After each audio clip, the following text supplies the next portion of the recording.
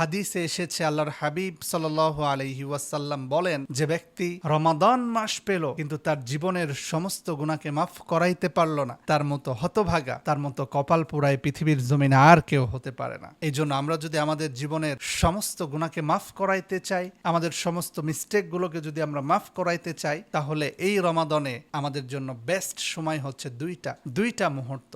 একটা হচ্ছে তাহাজ্জুদের মুহূর্ত, তাহাজ্জুদের সময়, শেষ রাত্রে সেহরির সময়, আর একটা হচ্ছে ইফতারের সময়। সেহরির সময় শেষ রাত্রে উঠে কেউ যদি 2-4 রাকাত নামাজ পড়ে আল্লাহ তাআলার কাছে তার জীবনের যত গুনাহ আছে, যত মিস্টেক আছে, সমস্ত গুনাহগুলোকে ফিল করে করে কেউ যদি চোখের পানি ছেড়ে আল্লাহ তাআলার কাছে তওবা করতে পারে, তওবা করার মতো যদি তওবা করতে পারে, যে তওবার ভিতরে আছে আবেগ, যে তওবার ভিতরে আছে চোখের পানি, এরকম তওবা যদি কেউ করতে পারে, আল্লাহ তাআলা বলছেন আমার কাছে চাইতে দেরি হবে বান্দা, আমার মাফ করতে দেরি হবে না।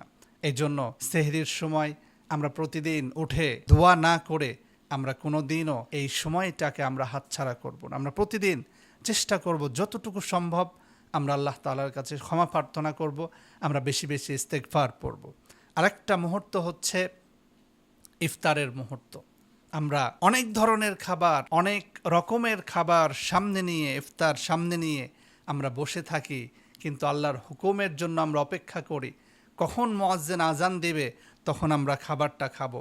আমাদের তৃষ্ণা, আমাদের ক্ষুধা, আমাদের এমন একটা অবস্থা যে খাইতে পারলেই মনে হয় ভালো লাগবে, এরকম একটা অবস্থায় পৌঁছানোর পরেও আমরা আল্লাহ তাআলার হুকুমের দিকে তাকিয়ে থাকি যে আল্লাহ কখন মুয়াজ্জিনকে হুকুম দিবে, আজান দিবে, তখন আমরা খাবো। এইরকম একটা মুহূর্তে আমরা যদি আল্লাহ তাআলার কাছে হাত তুলে আমাদের সমস্ত গুনার কথা যদি আমরা শেয়ার করতে পারি, আল্লাহ তাআলা বলছেন যে যে ব্যক্তি এই ইফতার সামনে নিয়ে হাত উঠাবে কিন্তু আমি আল্লাহ তাআলা তার গুনাহকে, তার দোয়াকে কবুল করব না, অ্যাকসেপ্ট করব না, এটা কখনোই হতে পারে না।